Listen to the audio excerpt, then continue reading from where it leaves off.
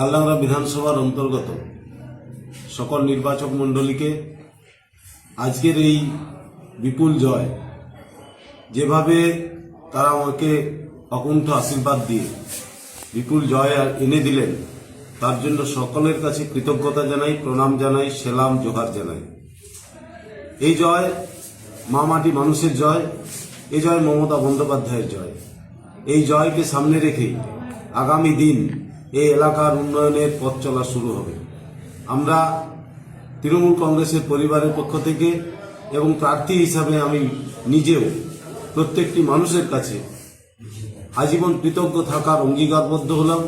কারণ তারা যে সম্মান আজকে আমাকে দিয়েছেন, এই সম্মান হয়তো জানি না জীবনে তাদের প্রাপ্য ফিরিয়ে দিতে পারবো কিনা, কিন্তু আমি চেষ্টা করব আগামী দিন সকলের মতামত নিয়ে, সবাইকে সাথে নিয়ে, সর্বস্তরের কর্মী, নেতৃত্ব, যারা জনপ্রতিনিধি আছেন বিভিন্ন স্তরের, সকলকে নিয়ে এলাকার উন্নয়নকে এগিয়ে নিয়ে যেতে।